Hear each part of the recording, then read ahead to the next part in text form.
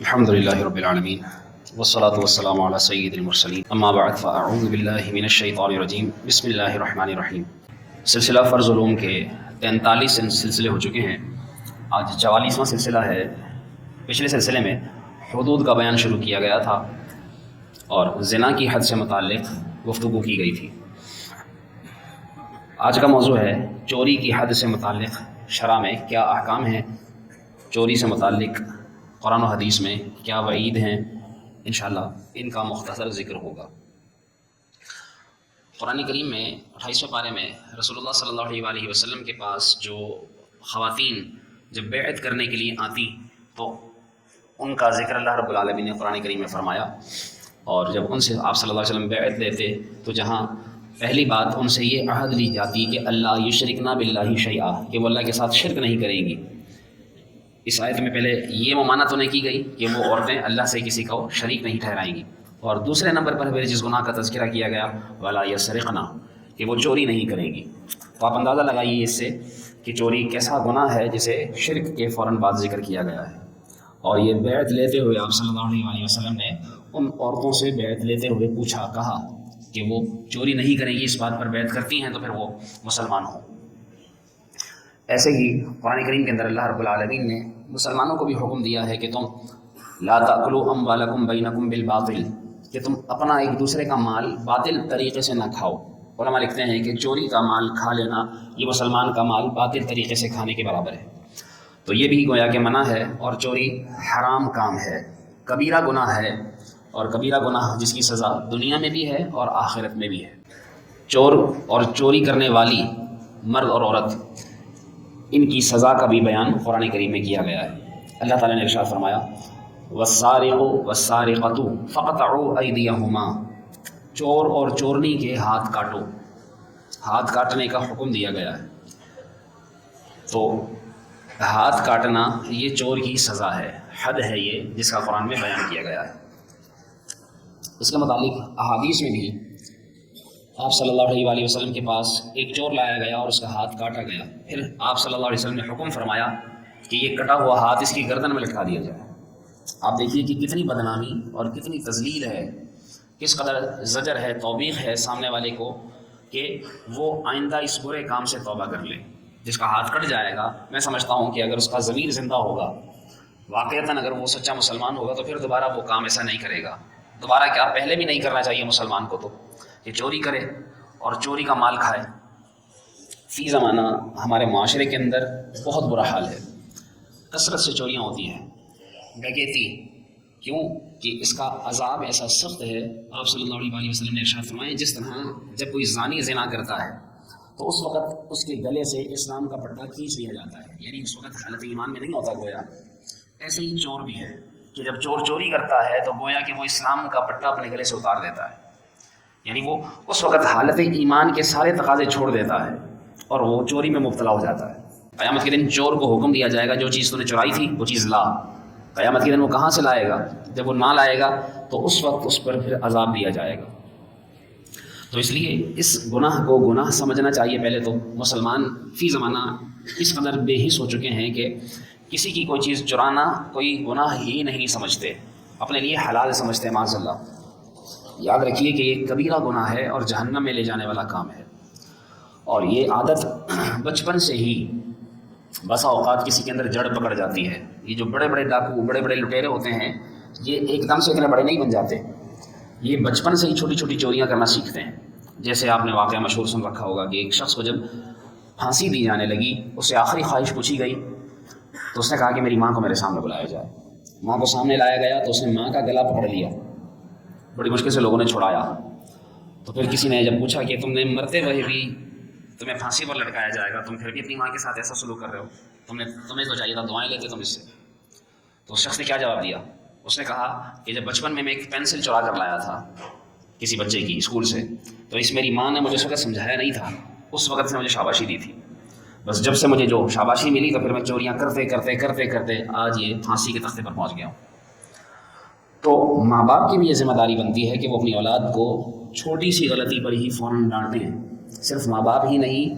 بسا اوقات بچہ کوئی غلطی ماں باپ کے سامنے نہیں کرتا، باہر کسی کے سامنے کرتا ہے، تو ہمیں اپنا ایسا مزاج بنانا چاہیے کہ ہم اپنے بچوں کے اوپر اگر کوئی دوسرا بڑا کوئی بزرگ سختی کر دے، کسی بری بات پر ڈانٹ دے، سمجھا دے، مار دے، تو ہم فوراً جو ہے سینہ تان کر سامنے نہ آ جائیں، تم نے میرے بچے کو ہاتھ کیسے لگایا، تم کون ہوتے ہو میرے بچے کو سمجھانے والے؟ نہیں، بلکہ کوئی بڑا اگر کسی بچے کو سمجھاتا ہے تو وہ اس کی بہتری کے لیے سمجھاتا ہے۔ تو ہمیں اپنے بچوں کو بھی تھوڑا سمجھانا چاہیے، اور بڑوں کے رویے بھی ہمیں ایسے بنانے بھی چاہیے اور بننے دینا بھی چاہیے ایسے بڑوں کو کہ وہ اپنی ذمہ داری ادا کریں، کہ اگر آپ کسی کے بچے کو کوئی برا کرتے دیکھیں تو اس کو سمجھائیں، چلے مارے نہیں، اسے سمجھائیں۔ لوگ آج کل یہ سوچتے ہیں کہ ہمیں کیا، جب کوئی اس طرح یہ رویہ اپنا لیتا ہے کہ مجھے کیا، میرا بچہ تھوڑی ہے، کرتا رہے، اپنے گھر میں کرے گا، کسی اور کا ہے، فلاں ہے، یہ ہے، وہ ہے، جی نہیں۔ اس کے متعلق علماء نے لکھا ہے کہ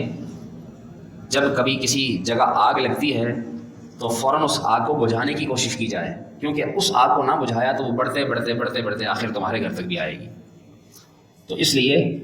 جو برائی ہو رہی ہے اسے روکنا یہ مسلمان کی ذمہ داری ہے۔ تو اس مزاج کو بھی اپنانے کی کوشش کریں۔ جو کوئی چوری کرے، چوری کرتا دیکھیں اس کو روکیں، اس کو سمجھائیں، جہاں شریعت اجازت دیتی ہو، سارے تقاضے دیکھ لیے جائیں، لیکن بہرحال اس گناہ کو ہمیں سمجھنا چاہیے اور اس کو گناہ سمجھنا چاہیے، اور پھر اس سے بچنا بھی چاہیے اور دوسروں کو بچانا بھی چاہیے۔ ایسے لوگوں کو بعض اوقات لوگ جانتے ہیں کہ وہ جو چوریاں کرتا ہے وہ چور ہے، اس کا پتہ بھی ہوتا ہے، لوگ کہتے ہیں ہم کیا سمجھائیں، سمجھتا ہی نہیں ہے۔ آپ اس کے سمجھانے سے نہیں سمجھ رہا، جس حد تک آپ جا سکتے ہیں اس حد تک جائیے اور اس کو رکوائیے۔ تو الغرض چوری بہرحال کہ یہ کبیرہ گناہ ہے، اور اس کے مختصر میں نے آپ کو جو نقصانات ہیں وہ ذکر کر دیے۔ شرعاً کسی دوسرے کا مال چھپا کر ناحق لے لینا یہ چوری ہے، اور اس کی سزا ہے ہاتھ کاٹنا، اور اس کے لیے کچھ شرائط ہیں۔ پہلی جو اس کی جو شرط ہے چوری کی کہ اگر کوئی شخص چوری کرتا ہے تو اس کے ہاتھ کاٹے جائیں گے، وہ تب کہ جب وہ چرانے والا، چوری کرنے والا مکلف ہو، یعنی بالغ ہو، بچے کے ہاتھ نہیں کاٹے جائیں گے۔ ایسے ہی وہ سمجھدار ہو، مسلمان ہو، تو اس کا مسلمان ہونا بھی، یا کافر بھی ہے تب بھی اس پر یہ سزا جاری ہوگی، بس شرط یہ ہے کہ وہ بالغ ہو اور عاقل ہو، اس کی عقل سلامت ہو۔ تیسرے نمبر پہ یہ کہ وہ گونگا نہ ہو، بول سکتا ہو، اس کے ہاتھ کاٹے جائیں گے اس کی جب چوری ثابت ہو جائے گی۔ یوں ہی جو چیز اس نے چرائی ہے وہ چیز 10 درہم کم از کم اس کی قیمت ہونی چاہیے، اس پر شریعت کی جو سزا جاری ہوگی وہ تب جاری ہوگی، ورنہ چوری تو اس کو کہا جائے گا، یہ نہیں کہ یہ چوری نہیں کہا جائے گا۔ چوری تو ذرا سی بھی کسی کی 5 روپے بھی کسی کو چرانا یہ چوری تو ہے، لیکن جو سزا کاٹنے کا، جو ہاتھ کاٹنے کا جو تعلق ہے وہ ہے 10 درہم کی چوری پر، کہ اتنی اگر اس نے چوری کی تو پھر اس کے ہاتھ کاٹنے کا حکم ہے۔ 10 درہم کتنے ہیں؟ اس کے متعلق علماء لکھتے ہیں کہ یہ سونار، چونکہ چاندی کا وزن ہے یہ، تو یہ سونار ہی بتائیں گے کہ اس کے مختلف وقت میں اس کے وزن کم بڑھتے ہوتے رہتے ہیں، کیونکہ پیسے کم زیادہ ہوتے رہتے ہیں، تو اس وجہ سے پیسوں کے اعتبار سے کتنی مقدار ہے، اس کا وزن کتنا بنتا ہے، کتنا ملی گرام چاندی ہو یا کتنے گرام چاندی کی چوری کہلائے گی جس پر ہاتھ کٹیں گے، تو وہ جو ہے وہ مختلف وقت کے اعتبار سے بتایا جا سکتا ہے۔ ایسے ہی اس میں یہ شرط یہ ہے کہ جس نے شخص نے چرائی ہو وہ چوری کی نیت سے ہی چرائی ہو، چرا رہا ہو، آنکھ بچا کر چرا لینا، لے لینا، نکال لینا، چھپا لینا، یہ چوری کہلاتا ہے۔ چوری جو ہاتھ کاٹنے کی سزا ہے وہ تب ہے کہ جب کوئی کسی جگہ سے باحفاظت کسی کی چھپائی ہوئی چیز ہو اور وہ قیمتی ہو اور پھر چوری کی نیت سے چرا لے تو پھر اس کو چوری کہا جاتا ہے۔ ایسے ہی اس میں علماء نے یہ بھی لکھا ہے کہ وہ ایسی چیز چرائے جو جلدی نہ خراب ہوتی ہو، جیسے اگر کوئی ترکاریاں، سبزی چرائے گا تو وہ چوری، یعنی کہ یہ چوری نہیں کہلائے گی، یہ ڈکیتی، یعنی اس چیز پر پھر ہاتھ کاٹنے والی سزا نہیں ہے۔ ایسے ہی کسی نے دودھ چرا لیا تو دودھ جلدی خراب ہو جاتا ہے، وغیرہ وغیرہ۔ تو ایسی چیز ہو جیسے سونا ہے جو خراب نہیں ہوتا، چاندی ہے جو خراب نہیں ہوتی، اس طرح کی چیز۔ ایسے ہی مال محفوظ ہو، کہ مال وہ حفاظت کی جگہ پر ہو، کہ وہ ایسی جگہ رکھا گیا ہو جو جگہ حفاظت کے لیے بنائی گئی ہے، جیسے مکان، دکان، کوئی خیمہ ہے کسی کا، کوئی صندوق ہے، کوئی لاکر ہے، اس جگہ اس نے چھپائی ہوئی ہے، وہ رکھی ہوئی ہے، وہاں سے چرانا، کسی کے گھر سے نکالنا، کسی کی جیب سے نکالنا، یا ایسے ہی کسی جگہ کوئی نگہبان مقرر کیا ہوا ہو، جیسے کوئی مسجد ہے، کوئی راستہ ایسا ہے، کوئی میدان ایسا ہے کہ جہاں پر کوئی نگہبان مقرر کیا جا سکتا ہو، تو پھر یہاں پر ایسی جگہ کو بھی چوری سے، وہاں سے چوری کرنا چوری کہلاتا ہے۔ علماء نے اس کے متعلق یہ بھی لکھا ہے کہ چور کو مار پیٹ کر کے اس سے اگلوانا، اقرار کروانا یہ بھی جائز ہے، کیونکہ اگر یہ صورت نہیں ہوگی تو اس کے لیے پھر ظاہر ہے کہ اس کے لیے گواہوں کی ضرورت پڑے گی، تو گواہوں کے ذریعے چوری کا ثبوت ملنا یہ ذرا مشکل ہو جاتا ہے۔ اس کے متعلق علماء نے یہ لکھا بھی ہے کہ 2 طریقے ہیں چوری کے ثبوت کے، ایک تو یہ کہ چور خود اقرار کر لے کہ ہاں میں نے چوری کی ہے، یا دوسرا یہ کہ اگر وہ خود اقرار نہ کرے تو کم از کم 2 مرد گواہ ہوں جو یہ گواہی دیں کہ ہاں اس نے چوری کی ہے اور انہوں نے اپنی آنکھ سے دیکھا ہو۔ ایک مرد دو عورتوں کی گواہی بھی کافی نہیں ہوگی۔ چوری تو ویسے اس کو کہہ دیا جائے گا کہ اس نے چوری کی ہے تو ٹھیک ہے چوری کی ہے، لیکن ہاتھ کاٹنے کا اس کی جو سزا ہے نا، اس کے لیے جو شرط یہ ہے کہ وہ کم از کم 2 مرد گواہ ہوں، تو وہ گواہی دے دیں تو پھر اس کے ہاتھ کاٹنے کا حکم ہوگا۔ تو اول تو شرعی حدود کے معاملے میں اگر ہم غور کریں اور سمجھیں اس چیز کو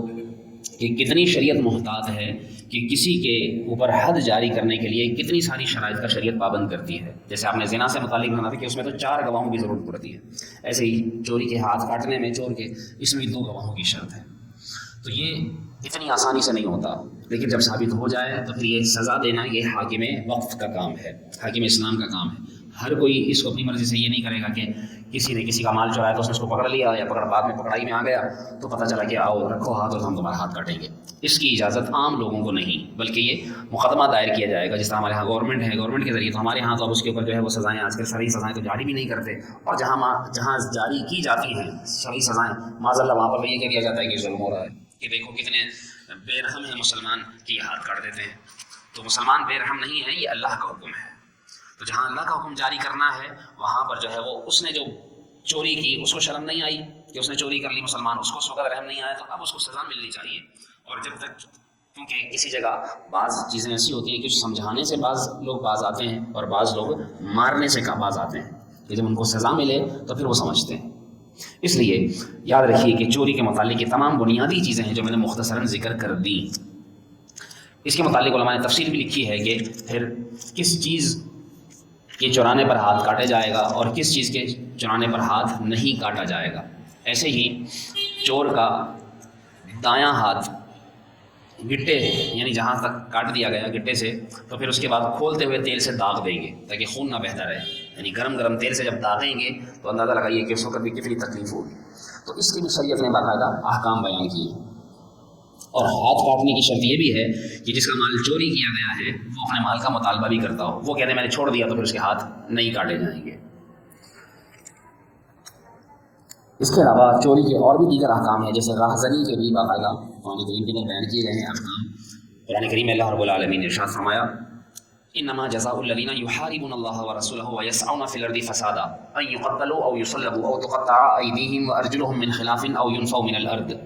کہ جو لوگ اللہ اور رسول سے لڑتے ہیں اور زمین میں فساد کرنے کی کوشش کرتے ہیں تو ان کی سزا یہ ہے کہ قتل کر ڈالے جائیں یا انہیں سولی دی جائے یا ان کے ہاتھ پاؤں بالمقابل کاٹ دیے جائیں یا پھر انہیں جلا وطن کر دیا جائے۔ یہ ان کے لیے دنیا کی رسوائی ہے اور آخرت میں الگ عذاب ہے۔ تو یہ راہزنی کیا کہتے ہیں کہ راستے میں سے کسی کو لوٹ لینا، جس طرح آج کل ہمارے یہاں اسنیچنگ ہوتی ہے، موبائل چھین لیا، موٹر سائیکل لے کر چلے گئے، یہ چھین کر لے جانا یہ راہزنی کہلاتا ہے۔ تو ڈاکہ ڈالے جانے پر بھی جیسا کہ آپ نے مسئلہ بھی سنا تھا کہ اگر ڈاکو ڈاکہ ڈالتے ہوئے مارا جائے تو اس کو غسل بھی نہیں دیا جائے گا اور اس کی نماز جنازہ بھی ادا نہیں ہوگی، اتنا سخت حکم ہے۔ ایسے ہی لوگوں کو پتہ ہوتا ہے بسا اوقات کہ یہ چوری کا مال ہے تو چوری کا مال لوگ خرید رہے ہوتے ہیں، اس پر بھی باقاعدہ زجر کی گئی ہے کہ جس کو یہ پتہ ہے کہ وہ چوری کا مال ہے تو اب اس کے لیے وہ چوری کا مال خریدنا ناجائز ہے، حرام ہے، وہ جان بوجھ کر اگر خریدے گا تو گناہگار ہوگا۔ تو اس لیے چوری کا مال خریدنا بھی نہیں چاہیے۔ باقاعدہ ہمارے یہاں تو چور بازار لگتے ہیں معاذ اللہ، باقاعدہ لوگوں کو پتہ ہوتا ہے یہاں چوری کی گاڑیاں بک رہی ہیں یا چوری کے موبائل بک رہے ہیں، اور اس کے اوپر جو ہے وہ کوئی بھی ایکشن نہیں لیتا۔ لوگ تو جو ہے وہ سستا ملنے کے چکر میں چلو 4 پیسے بچیں گے، ارے بھائی پتہ ہے کہ چوری کا ہے پھر تو لینا ہی جائز نہیں ہے۔ جہاں پتہ نہیں ہو وہ ایک الگ معاملہ ہے، اور اس کے بعد اگر خرید لیا پھر پتہ چل گیا تو پھر بھی اگر واپس کر کے اپنے پیسے لے لے، ممکن ہے تو ایسا کرے اور بچنے کی کوشش کرے۔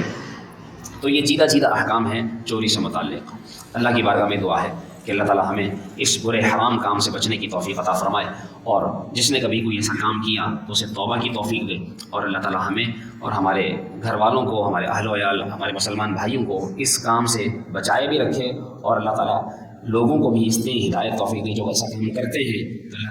تعالیٰ ایسے لوگوں کو بھی اس فعل سے باز آنے کی توفیق عطا فرمائے۔ آمین بجاہ نبی صلی اللہ علیہ وسلم۔